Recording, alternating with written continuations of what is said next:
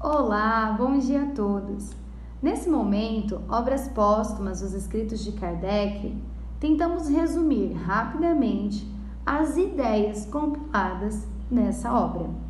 Esse vídeo vai falar sobre o perispírito, que é o princípio das manifestações. Já dissemos em outros vídeos que o espírito tem um corpo fluídico e a esse corpo fluídico se dá o nome de perispírito.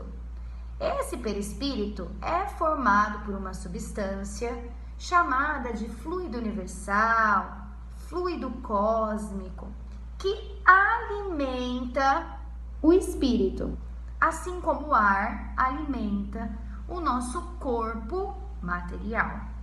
Assim como o ar, o perispírito também é invisível.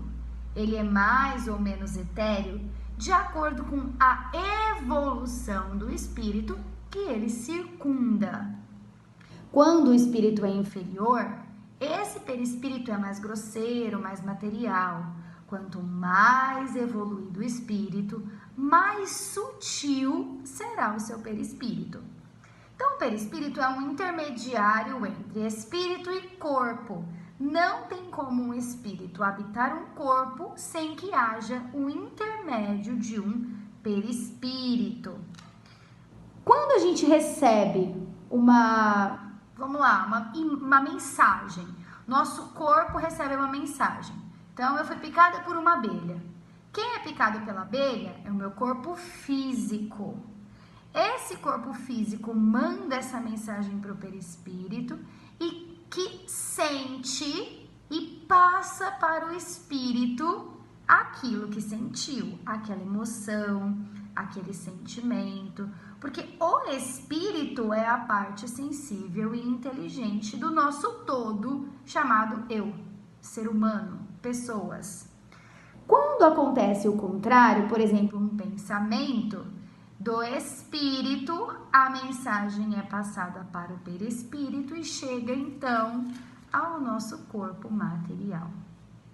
O perispírito, entretanto, não é tipo uma caixinha que fica ali, ao contrário, né? Ele é expansível, então ele sai do nosso corpo, como eu posso dizer, ele não sai passeando por aí. Quando dormimos, por exemplo, o perispírito deixa o nosso corpo, ele não precisa ficar ali colado com o nosso corpo o tempo todo. Como ele é um dos constitutivos, né, do homem, ele vai desempenhar papel fundamental em toda a manifestação espírita. Se for uma música, se for uma batida, se for uma visão, se for uma fala, é através do perispírito que as manifestações acontecem. Então, os espíritos agem sobre a matéria através de efeitos físicos, de fala, como eu disse, da visão, e essas manifestações elas podem ser espontâneas ou provocadas, e isso já é um departamento do livro dos médiuns que nós já estudamos anteriormente. Bom, então esse é o estado normal, o perispírito é invisível. Entretanto, em várias ocasiões, ele pode se tornar visível. Quando ele se torna visível, geralmente, ele é como uma fumaça. Não conseguimos tocar. Quando conseguimos tocar essa visão, se diz que ela é uma visão tangível. É possível de acontecer caso haja necessidade e caso hajam todas as peculiaridades necessárias para que aquilo aconteça. Existem, então, vários fenômenos que têm que acontecer juntos para que essa visão tangível possa acontecer. Ela não é uma coisa simples, inclusive é raríssimo que aconteça.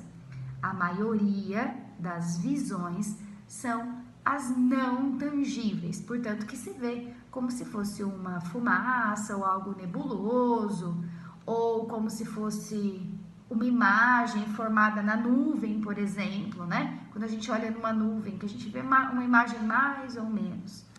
Entretanto, Essa visão, ela vai se fazer através daquele perispírito moldada exatamente como o espírito desejar.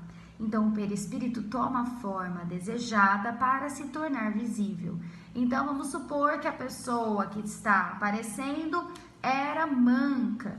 Nessa visão, ela pode continuar manca. Não tinha um braço, pode continuar sem o braço. Usava sempre roupa azul, ela pode se mostrar com uma roupa azul.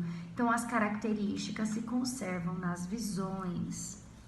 Como eu disse, a tangibilidade pode ser possível, embora seja raríssima. As vaporosas, entretanto, são comuns. Elas acontecem, inclusive, no momento da morte, quando o espírito tem pressa, né, de ir para junto dos seus familiares, dos seus amigos e dizer que, enfim, deixou a terra e que continua a viver, entretanto. Então, algumas vezes, no momento da morte, esses espíritos podem se tornar tangíveis. Visíveis. Tangíveis só quando eles podem ser tocados, o que, como eu disse, é raríssimo. Então, para reforçar, o perispírito é a base de toda manifestação espírita. Que esses nossos novos conhecimentos possam nos ajudar a trilhar um caminho que chegue mais rápido ao nosso objetivo final, que é a perfeição. Uma boa semana a todos!